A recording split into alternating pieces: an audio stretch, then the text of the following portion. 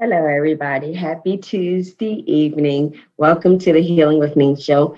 Thank you, everyone that is listening tonight. We're excited about our show tonight. But before we get started with our amazing guest, I wanted to always just give God the honor, the glory, and the praise that He deserves to allow us to have this platform. And I'm always very grateful to our network, 108 Praise Radio. We're voicing the gospel, just what we do, and celebrate all the hosts that come on every day, talking about real life situations and helping people to maneuver through life as Christian men and women, which is not easy. It gets harder and harder every day because it gets darker and darker in this world. But praise God for His light that He's given us, that we are to shine. So very grateful for our radio network, 108 Praise Radio. Please like our Facebook page, and always there's live shows all day long on Facebook. So if you just like the page, and you'll be able to see the shows that are hosted throughout the day. Um, I want to talk briefly about what God put in my spirit to talk about this evening. Um, First, I want to read the scripture that comes to mind, Isaiah 40:31. But they that wait upon the Lord shall renew their strength. They shall mount up with wings as eagles. They shall run and not be weary. They shall walk and not faint. That is a scripture that, for me, I reflect on all the time, just knowing that I'm strengthened by God, and that no matter what, I'll still melt up like an eagle, because sometimes we have so much going on in our lives and we get tired, and we get all these doors that slammed in our faces, or these stumbling blocks and all those, but we got to trust what God says, what the word of God says, and that He will renew our strength, and we will melt up and fly like eagles. We really will. And I trust in the word of God. I stand firm. I'm unshakable. I stand firm on the word of God, and I believe every word that comes out of the mouth of God. And I thank God for His word, because it is His word that gets me through some of the toughest times. And you know, traveling all the time, being away from my family, and even when I'm home, it's like a lot of things come at us, and through even marriage and motherhood and things like that. So I thank God that He continued to strengthen us in every area of our lives. So I'm very grateful for that. Also, I wanted to I never talk about politics. I'm not a political person. I don't like to even talk about what's going on in our political world, because I know that God is the ruler of the world. God is Lord. He is Savior. No matter who is sitting on any throne, who is sitting in the White House, it doesn't matter. God is God, and everybody has to answer or have to do as God called them to do in one way or another. So I really know that I never get into the political conversation, but I just it touched my heart a little bit of what's going on with the children at the border. And interesting enough, I've been working with the state of Florida of how to strengthen relationships, and and I talk about how difficult it is, how traumatizing it is for children to be removed from their families, and no matter what the situation is, the familiar is so much better than the unfamiliar. And when kids are being moved, even in our system of care, Child Protective Service, when they go out and they remove children, they snatch and they place. And children are disregarded in a lot of ways. They are disregarded in a way where nothing is being told to them, and what's going on and what's going to happen next, and to prepare them for every step of the way. It's kind of, when you're the little white state car, it's like, don't worry, it's going to be okay. Don't cry, it's going to be okay. And I can only imagine not even having that much at the border right now, because it's all secure. It's all security. It's all security. And how frightening that it already is of children. And and the talk is, well, the parents should not be coming here illegal. And I think about the word of God. I've been reading Deuteronomy, just reading through the Bible, and even Isaiah and Jeremiah. I'm reading that, and when God brought the Israelites up, he was very clear about how we should treat foreigners and aliens and how we should treat them. And I think about how we're not right now welcoming to people. And not only that, but kids are being snatched from their parents. And I know it always has been. I know this is not anything new. I think just the how it's happening and the pace and how many kids that are being separated, you know, is definitely the number that's making people like, oh my goodness, that is crazy, and it is. And so I just wanted to say we need to pray. I just want to be mindful that we do have a weapon in this. We do have some power. We have the power of prayer, and we need to pray for our nation. We need to pray for the President of the United States. We need to pray for the officers that are at the border. We need to pray for hearts to soften, and we need to pray that these children will be safe. We need to pray that hearts are changed, minds are changed. We have a very powerful weapon, and we need to get to the point where we're not just outraged or concerned, but we're prayerful. We're prayerful. And I pray for this country every morning and every night. I do. Every morning I wake up, I pray for this country. And before I go to bed, I lift this country up in prayer. But I know that now we have to be very specific and a lot of things that's going on in our country. So I just want to throw that out there. Just, you know, as children of God, as co-heirs to the throne of grace and the throne, you know, that God has so lovingly given us to be co-heirs with Jesus Christ. We have a lot more power than we exercise sometimes. And this, what better time to exercise the power that is at work in us, that we can pray that this nation change in the way that we regard children. And so that's my spill. Thank you guys for listening and tuning in tonight.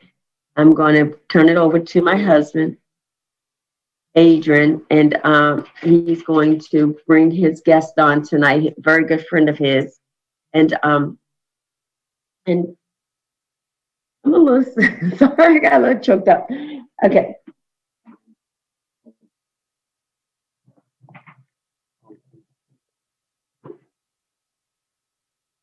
Hello there, Praise 108.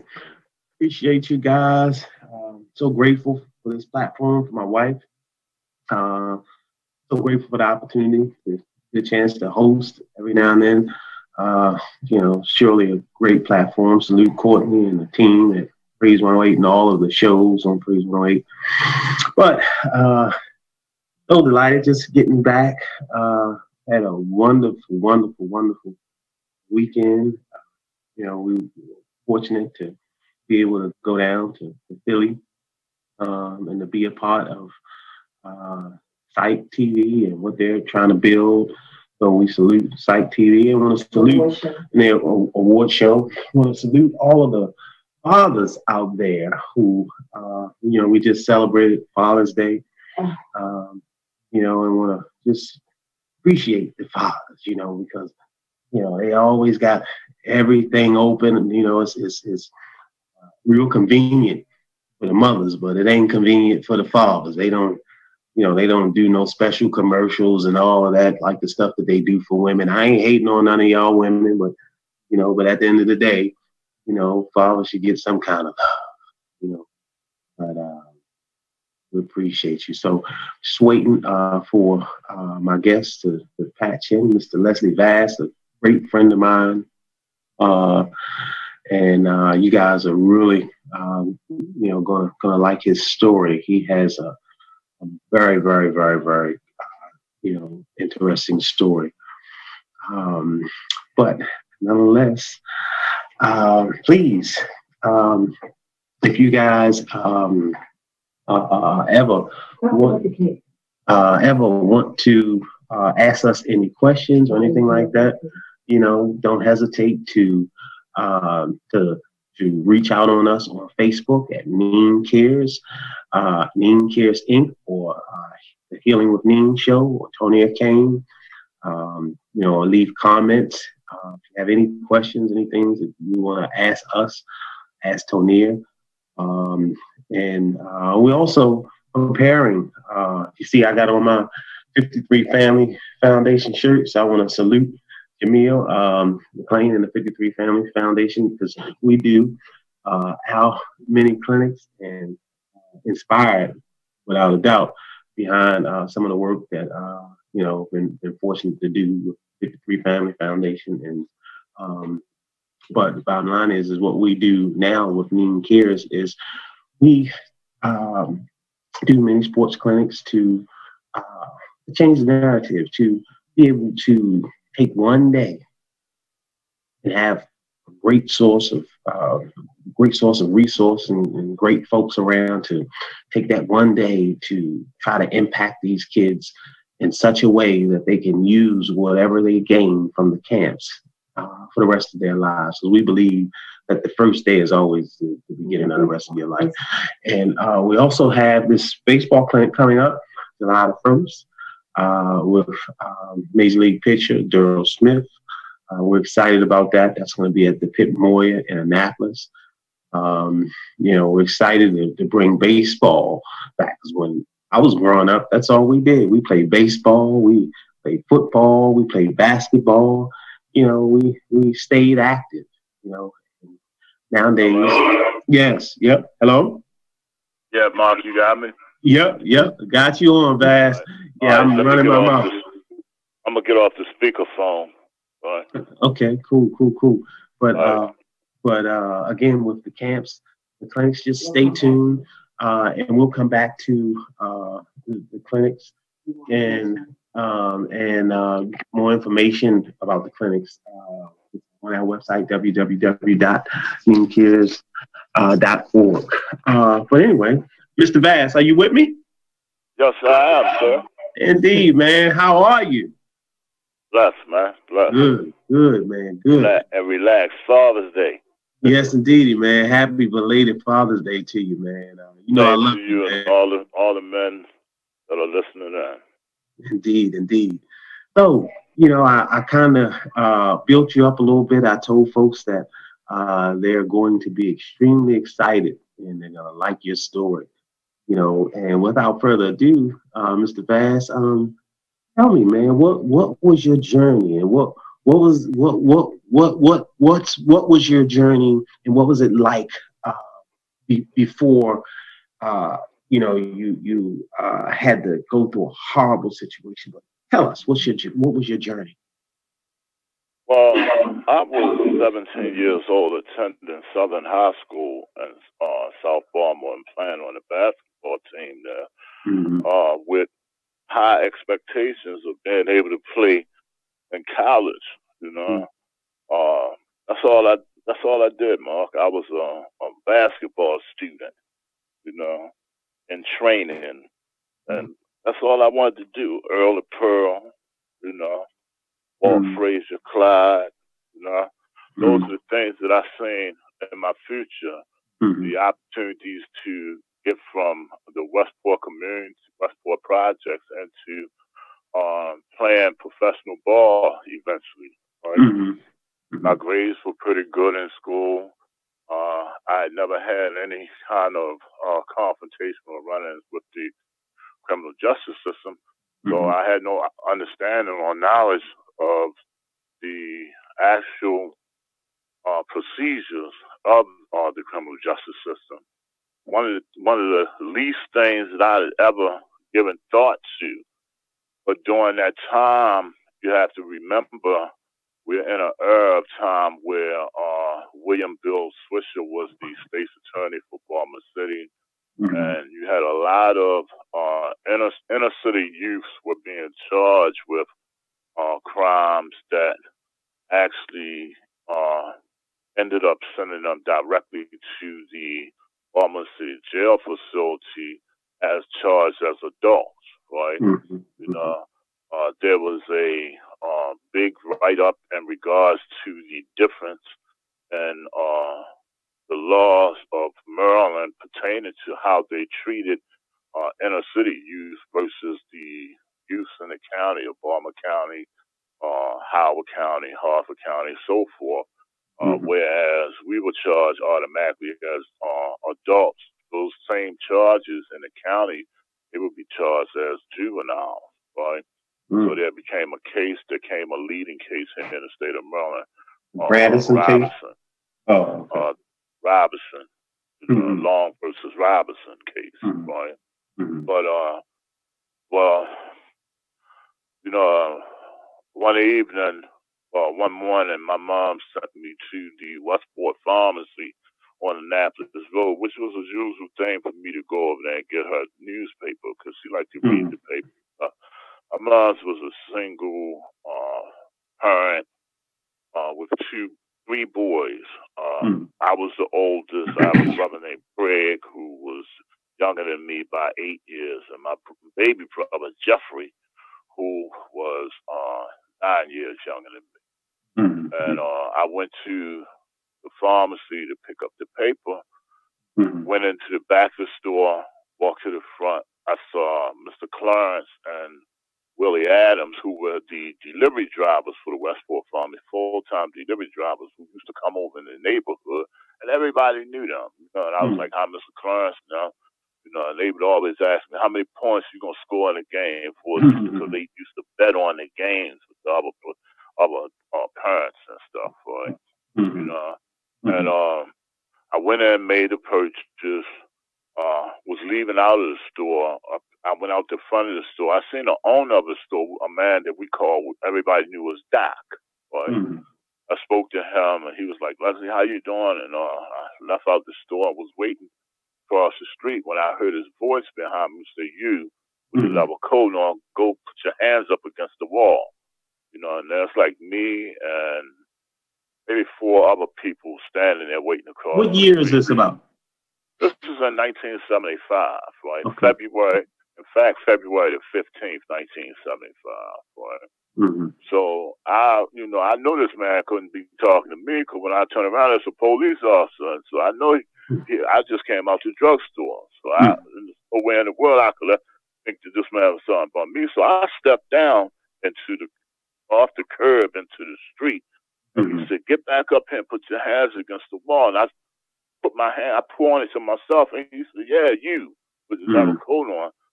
And I was like, "What's wrong? What's going on?" And he said, "Get up against the wall. You know, I'm not going to tell you again and all this, man. You know." And just imagine, man, never having had any kind of interaction with the police before. You got a man standing here who act like he's scared and he's trembling with this gun in his hand. And at that time, they didn't have automatics. They had revolvers, you know. All I could think of was this man accidentally shooting me, you know, about something like that. And, you know, because he was scared and had his hand on the trigger. You know, that's the first thought came to my mind. So I put my hands against the wall, and he came up behind me and put the gun up to the back of my head. And then I hear him say, "Is this the man?" And he said, I heard a voice say, "Yeah, it looks like him. It looks like him." And the man said, "Okay, you're under arrest, right?" And I'm like, "Under arrest for what? For what?" And he said, "Robbery." He said, "You robbed a drugstore." I said, "No, I didn't, man. I just bought a paper in there. Go ask Doc. You know, they know me. I didn't rob no drugstore, right?" You know, he said, "I don't want to hear that."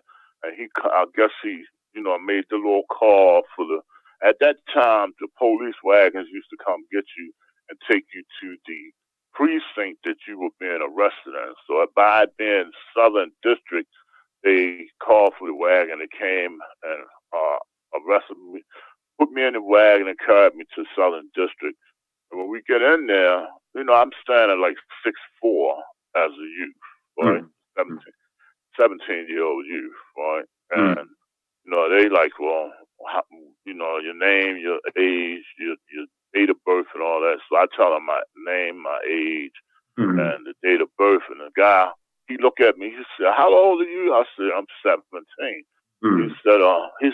He yelled, he said, "Sarge, we got a juvenile up here, right?" You know, and then the sergeant came up and they was like, well, they came and put him over there on the other side on the back in the cell back there in the back where nobody else was around, boy. So they put me back there, and I'm in here now. I'm scared to death, man. You know, I mean, I'll be straight up with you. I was really chicken, man. You know, and I think back on it, a lot of things I can reflectively go back to, just like it's right in front of me today. You know, because you never forget an experience such as this, right? And I'm in there.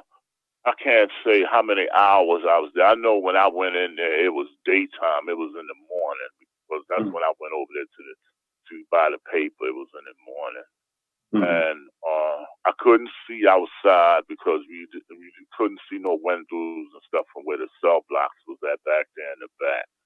And then they came and got me, and they carried me up front and told me I had to go before a court commissioner. And the commissioner would determine if I was going to be held or released, right? So when they carried me in there in this courtroom, you know, they bring me in this back way, and I'm seeing all these people, all these officers standing around, and you know, it's like I said, it's a whole new thing to me. Something that I had never seen. You don't even see it on TV because I wasn't interested in those kind of things. You know, those kind of shows, right? You know what I'm saying? You know? And I go on in here, and I see my mom and her friend and the neighbor that lived next door to us, which was like another mother to me, you know, sitting in the front row of the seats. And I try to go over there to her, you know, and they pulling me and telling me I can't go over there and all that. I said, that's my mother. And they was like, no, you can't go there. You got to wait for the court commissioner sit down on the bench and all, and told us not to try to talk to anybody. So my mom was saying, wait until after it was over. I, could understand what she was saying, right? So they got up there and they was saying that I was charged with armed robbery, robbing the pharmacy, and that I was a juvenile, I had no prior criminal record and all that. So the court commissioner said that they was releasing me into the custody of my mother, and that I was not allowed to go anywhere near the pharmacy until after the case was resolved. If I did, they would rearrest me and I would not get out. That stuck in my mind, man. You know what I'm saying? So drugstore, I'm not going there. You know, I don't care what nobody say. I'm not trying to deal. I'm not going to that store. I'll go all the way up the top of the hill before I go anywhere close to the drugstore. Man, you was traumatized. Yeah, man. You know, I mean, come on, man. You know, we looking at, a child. My mom was one of them strict mothers. You understand? You know, she wasn't that playing around and acting like know and being disrespectful and all that. Yeah, that wasn't none of that. No, not during that era. That wasn't happening. So no. During that era time, man, the neighborhood was your family. Yeah, it was the village. They were the ones that raised you. When my mom went to work at 3 o'clock in the afternoon, she worked as a custodian for the Baltimore County School Division. And as a custodian, man, she wouldn't get off until like 12 o'clock. And when she got home, it was like maybe 12:30, quarter to 1 in the morning, right? So in that period of time when we was out during the evening, I would be responsible for making sure that my younger brothers ate and all that kind of stuff. And then I would be responsible for making sure that we got in the house when them lights went out, the street lights went out. You know what I'm saying? You know, because we all knew that when them lights, when it got dark outside, you better be in the house or on the porch. That's right. So, the situation was when they released me, me and my mom was talking. I explained to her what happened, how the man ran up on me and arrested me, and she was like, well, who was this man? You know, I said, Mama, I don't know. I said, because I was afraid to turn my head around and look, and he kept telling me to keep my head facing the wall. I said, I didn't want him to shoot me. You know what I'm saying? So she was like, okay, well, you know, I got to try to get you a lawyer and all that because these people, you know, they will do what they can. And the way the system is, they railroading people into prison and all that kind of stuff, right? But now I heard the word railroad. Right? So what does that mean? Railroaded you to how much time? And 20 years. 20 years at what age? 20 years, Mark. In the Maryland Penitentiary. At what age? Maryland State Penitentiary, 954 Forest Street. You know, man, I had a dream. But I went to court. I had no idea about this case. The lawyer that she retained was a fellow by the name of Robert Conrad, right? Supposed to have been one of the top attorneys back then at that time on armed robbery charges and all. At the time, I didn't know he also was a bar council member of the Attorney Grievance Commission, right? You know, but also one of the other things I didn't know was that he was a full-fledged racist. Oh, you know wow. Yeah, man. Yeah. Straight under the bus. The facts. I'm not mentioning facts that hasn't been proven. They were actually proven that it was like that. But you know, and yeah, I can understand. That was a tough time. I mean, we're fortunate that, you know, that, you know, at the end of the day, you had a recourse to be able to fight back. But, you know, what did you do during that time? What kind of work did you have to do on you at that time to, you know, not be angry? You know, in the Maryland Penitentiary, a bunch with other angry dudes. I got you. I understand where you're at, but initially, you know, when you go inside these correctional facilities, man, and I mean, you don't have any knowledge of the type of environment that you're in. You've never been exposed to anything such as this. You know, it's a great difference from being over at the Baltimore City Jail facility into the Maryland State Penitentiary. Understand?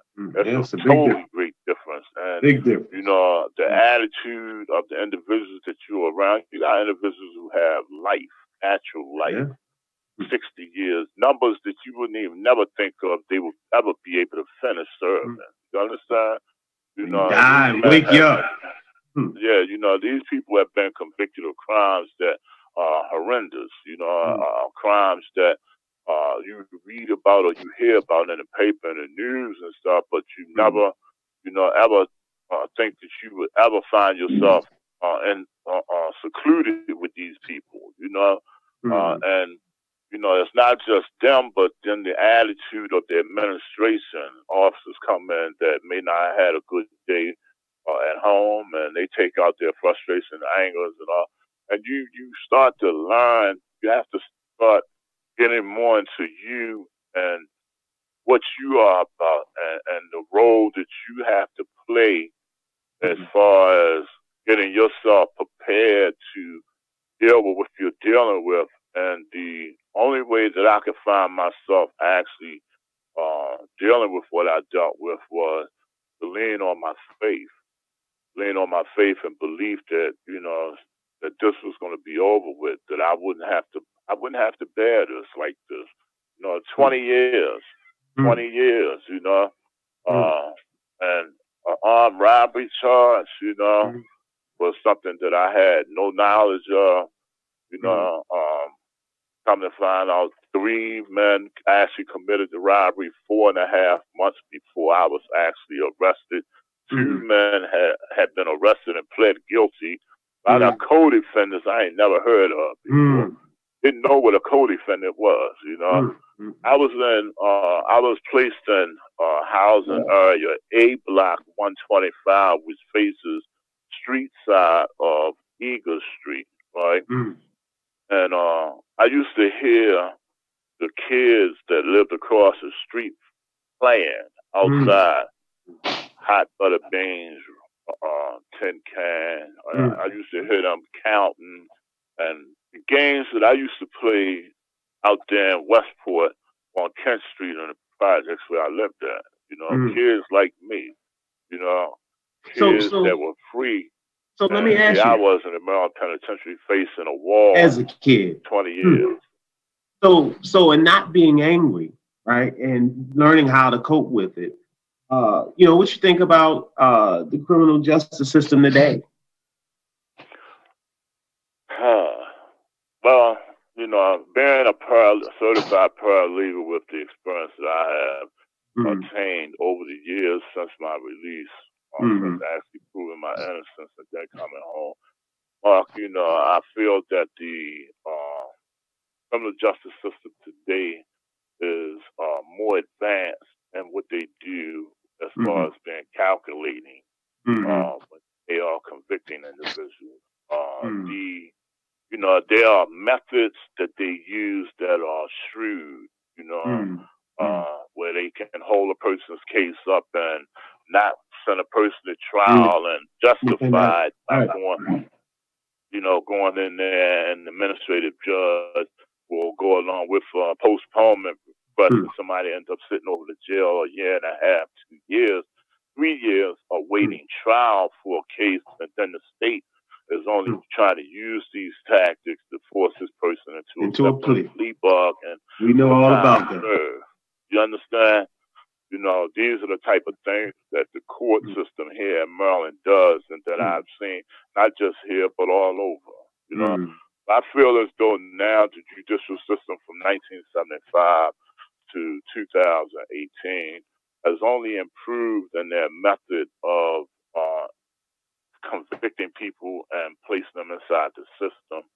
And if you are not fortunate enough to have funding to purchase an attorney who actually is going to work for you, then it's possibility you're going to be a victim, such as of a wrongful imprisonment case, or you're going to be a person who ends up accepting a plea bargain just to regain your freedom because you're tired and worn down from being in dehumanizing conditions that they place you in. And I feel that you and I both, man. It's amazing. And Vass is calling me, for the listeners. My friend Vass is calling me Mark because a lot of my friends call me Mark. So just for the sake of it, just wanted you to. No biggie. That's fine. That's my name. But anyway, but moving ahead, I mean, about the work that you do now, you're in the Jet magazine. Tell us about that and the Innocence Project and all the great work that you do. Tell us about that. God is good, man. We had an opportunity. We used to sit down and talk, man, about different things in regards to how to move ahead in life and not allow what happened in the past to be a hindrance.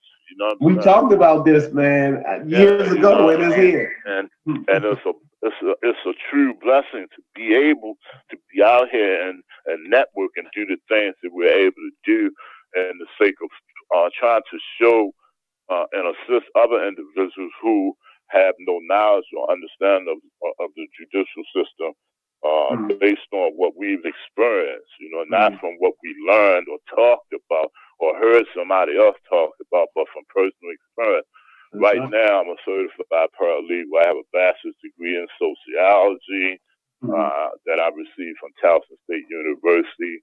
I have fiscal auditing training where I worked for when the state of Maryland had the Baltimore City Office of Child Support Enforcement at 500 North Calvert Street, where I worked as a fiscal auditor, auditing cases and the arrears and verifying the arrears for judges, and that was a contractual position that I had there. I won't go into what happened in that because that's in my book. But what's the name of your book? And we want to hear about this Jet magazine and the Innocence Project. You want to hear about the Jet magazine? See, what happened was the Jet magazine was, I had gotten tired of every time I turn around, this wrongful imprisonment case was coming up. I received 3 separate expungement orders that I had filed for and had gotten what they call certificate of compliance, which means that each agency verified that these criminal records were no longer in existence, and they were not, nobody could access them, and they had been destroyed. See, when you get an expungement, and expungement means that they take all your records, combine them together, and put them away for 3 years. Then after 3 years, they're supposed to destroy all reference to all these records, destroy all the records and all. I got 3 separate orders from 3 separate administrative judges, right? And then I applied for a job at a pharmaceutical place where I would have to be handling what they call controlled dangerous substances and mailing and stuff from this company. And they couldn't. I couldn't get. Hired because I had a criminal record for armed robbery come up, and I'm saying, wait a minute. I got a full unconditional pardon from Governor Harry Hughes. I was compensated by the state, for the time I spent wrongfully in prison. It's been in the news, all these different documentations that I have, and you're still going to keep denying me, employment that I know I qualify for, So what I did was I filed what they call a complaint and demand against the state of Maryland with the state treasurer's office, Richard N. Dixon, who was the state treasurer at the time. And he awarded me what they call the limits, which was the maximum amount could be awarded. Initially, I was having a problem with the case being accepted because if you're not an attorney, they don't recognize you. They don't care how much law you know, who you associated with, or none of that. If you're not part of the old boy buddy system, then you're not going to get anything. So I ended up talking to a person who was a delegate here in Maryland by the name of Kenneth Montague. Right? And Mr. Montague and I actually put together the complaint and demand and put it on his letterhead and submitted it. And they granted it, right? And they awarded me the limits. And the Washington Post actually wrote the article first. And then the next thing I know, I got a phone call from some people upstate, and they was like, wow, you in the Jet magazine and all that. And I was like, who? What Jet magazine? And the next thing I know, they told me what magazine it was in the volume and all. And I looked in it, there I was. I was like, wow, ain't that good? Yeah, man. We used to look at that Jet magazine all the time. So now the work that you're doing now, we just talked, and you're doing some great work with the Innocence Project. Tell us briefly about that and the name of your book as well. So, and name of my book is The Tidal Wave and the Leslie Vast Story. I'm in the process of it being published. It's first part is done, and I talk about from when I was in Westport growing up to all the way up to when I received my court release from the Maryland House Correction. And the person who actually gave me my court release that I have nothing but the utmost respect for was Judge Robert Bell. My case was the last case that he held in the circuit court back in 1984. In October 1984. Just a week later, he was appointed to the Court of Special Appeals. Right? And then he went on to become the chief judge of the highest court here in the state of Maryland. And he recently retired. I have not seen him since then, but if he's listening, I thank you again, man. I salute him too. I'm trying to tell you. I love this man, because he stood up for me. He did what nobody else would do. He did what men do. You understand? He made it clear that he wasn't going to be swayed by anybody else's prejudices, their attitudes, or anything. He actually made it clear that he was giving me what I was due, and that was law. You understand? He got a story too. But now, oh yeah, I found that out. as the clock, because the clock is on us, real quick, let's throw this out there. How can people get a hold of you if they want to book you? Well, I mean, like you can reach me at leslie.vass@hotmail.com, and that way you can reach me directly through my email. You can reach me by phone at 443 442 7993. That's my direct mobile. Say your email address one more time. Leslie, LESLIE dot, regular period, Vass, V as in Victor, A as in Apple, S as in Sam, S as in Sane, at hotmail.com. And your phone number one more time too, Vass. 443 442 7993. And and Vass, I'm sorry, the clock is like on us, man. We got to bring you back. I know y'all are very busy. I'm just thankful, and I truly appreciate the opportunity for us to be able to network together. We're gonna be able to do some more things together. Indeed, it just time for us to be able to do a presentation together, man. And share. We've been talking about it for years. We've been saying it, and and I tell my wife all the time. You and I used to sit and parlay and talk about what we were going to do while we were doing this kind of work in there. Over there inside in the office. I made all that part of the book, man. You know what I'm saying? I'm trying to tell you, man. About all that, man. About the cases that we handled over there with the people. How you brought the people in there to do events for the guys and stuff. All these different things that can be done. Right. And it shows that you can do what you're doing out here now, and that's progress, bro. Keep it up, man. I love y'all. Hey, love you too, bro. See that, man. I love you too, man. You can't imagine, man. And you're a great dad. Listeners, he's a great dad. He has custody of his girls, and I mean, straight A students. I remember when they were that big, and now they bigger than me. Beautiful too, and they're beautiful, and they're very beautiful. I don't think they're ready for that one, but I'm saying when it comes to my babies, I'm gonna do what I can, man. The objective is to try to bring them out here the best way we can, man, and give them the motivation and the tools to move forward in life, to realize that failure is not an option. You know what I'm saying? We keep it moving, man. Absolutely. Leslie, I am so grateful. I haven't met you yet, but I'll be glad when I do. I know we live way too close for we haven't met. We need to have you over for dinner. I know. We're gonna do something soon. We're gonna do something very soon. I'm gonna share something with you that I just found out, and this is I'm just waiting for it to be really put out there.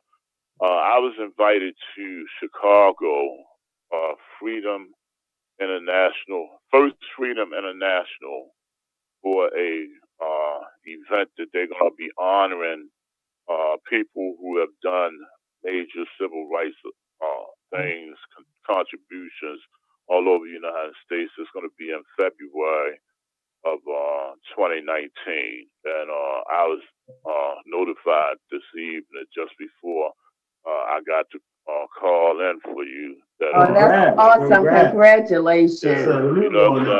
Okay. Oh, so I know y'all got to run. I know the time. Thank you. You guys heard it first on our show, Healing with Ning show. So we want to be the first to congratulate you publicly, and what an awesome work you're doing, Leslie. And again, listeners, Leslie.Vass, VASS at hotmail.com. And please, it's not even just about reaching out to him whenever you're looking for a great speaker, somebody that know what they're talking about when it comes to the Department of Justice and how to make sure that people are getting justice. And so you want to even if you need to have somebody say, hey, look, bro, you got a case. Hey, look, I need your eyes on this, Leslie, because sometimes even though we may not be those big attorneys in these offices, it is our life stories that they sometimes need, like my work. I'm a trauma survivor, but I'm more of an expert today because of my experience, just like you, Leslie, just like you. So, you know, even attorneys, are you listening? Hey, look, you got a case, you like, wait a minute, I need that brother. I need to get his ear. You know, reach out to Leslie, and I'm looking forward to that book. And Leslie, we're gonna have you over for dinner real soon. You know my schedule. You know I'm all, but when I'm home, I cook. And I give you all the props in the world because you doing it, and that's what it's about. Okay, you know, always love and support from here. Okay. Oh, I know you always do give us support, Leslie. We appreciate you. Yeah. So thank you again for being on the show. Okay, you're welcome, and y'all have a blessed one. You too. I'll be in touch with you. All right, man. Peace. What a great show, listeners. I'm telling you, Adrian and Leslie has been friends for many years, but when I started to read some of his posts, and Adrian told me more about his story, and then I read the Jet article that he had posted, just to be able to go back and still want to make a difference through the Innocent Project and all the other ways that he's helping people that's going through the same thing that he has gone through. It's just amazing. I'm so glad, Adrian, it's amazing. I'm so glad he's being honored at the Freedom Conference Awards show. I think that's amazing. I can't wait to hear more about it, and we'll let you guys know more about it as well. I know that this is our time to update everybody on what's going on. So Adrian talked about the camps a little bit. Our very next event is this Saturday.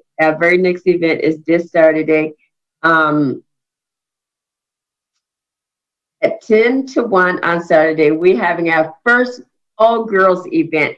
This event is called Me a Friend, because we, you know, after thinking about all the things we do for young boys, even though the girls always invite to all of our sports camps, they always come, they always have a good time as well, but really wanted to do something for the girls.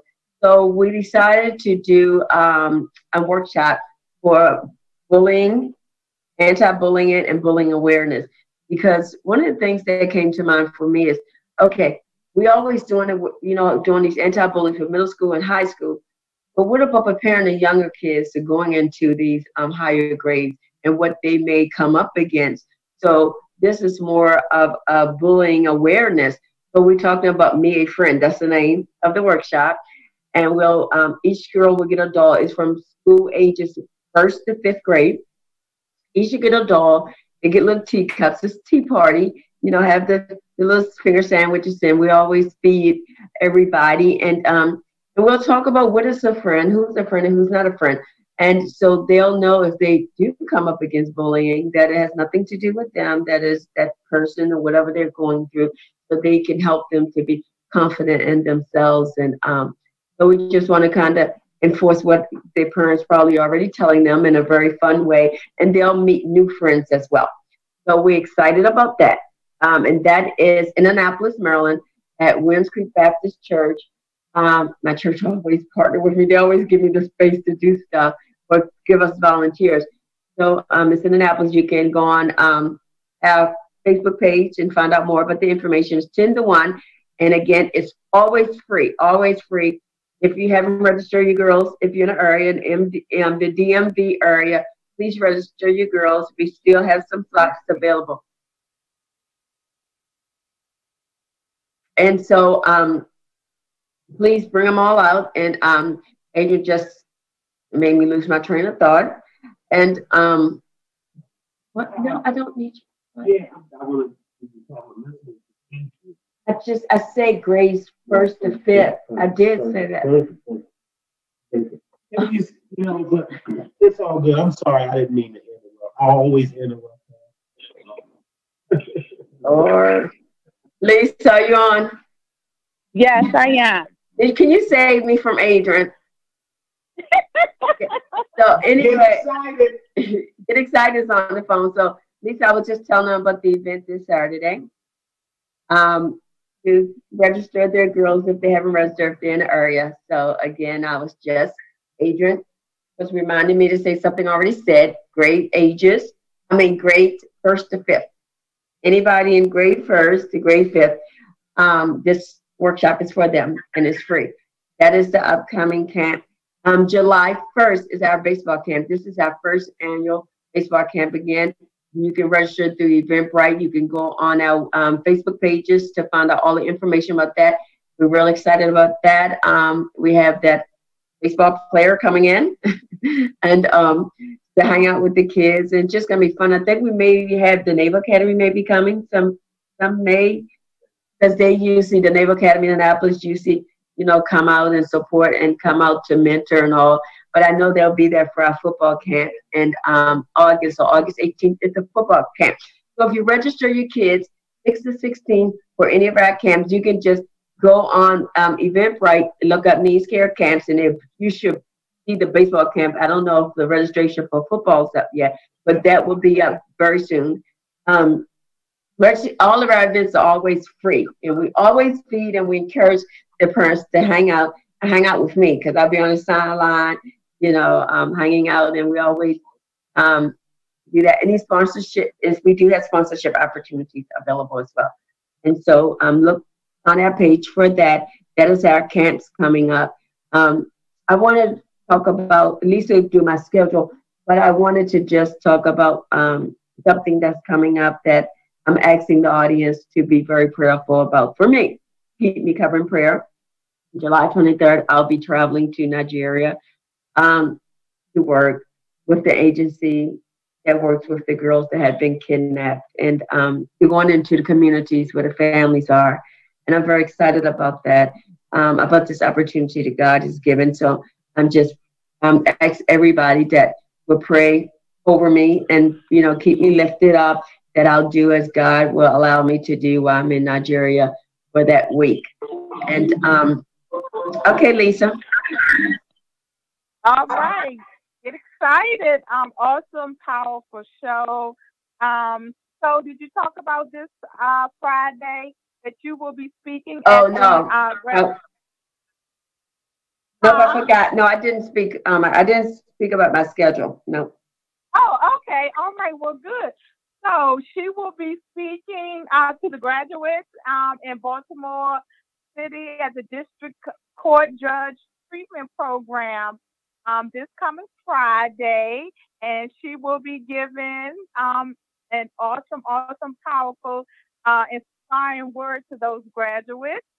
And then on the 26th through the 29th, she'll be back in Florida in St. Johns County, where she will be doing some awesome things with the human services and families. Child Protective Service. For St. Johns County.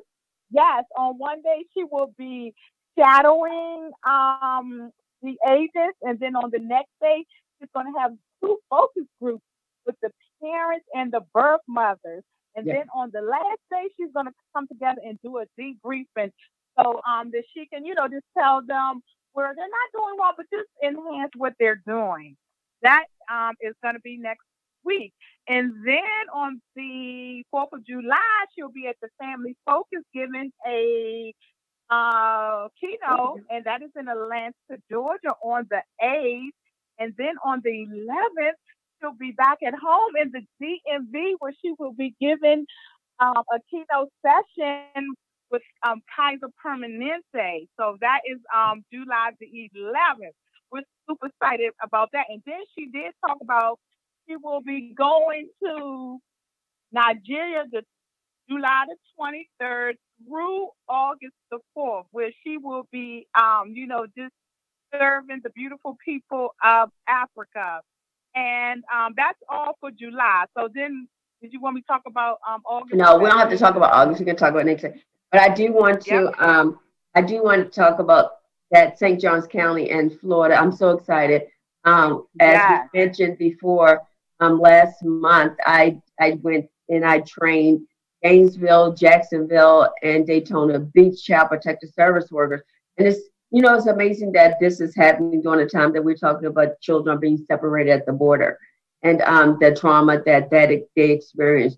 but now I'm going back to St. Johns County. And, you know, my hat goes off to the state of Florida that is looking to strengthen relationships and better serve children. Because, you know, Child Protective Service, Department of Social Services and the Division of Child Protective Services were created to protect children and to keep them safe. But, you know, because of the way that we sometimes remove children can be very traumatizing. My head goes off to Florida that they are really, really working towards making sure that they cause no harm and that they are doing things in a very trauma-informed care way. Like Lisa said, on the first day, on the 27th, I will actually go out on home visits with the agents to kind of shadow them on their home visits. The second day, I'll be doing a 6-hour, very intense trauma-informed care training.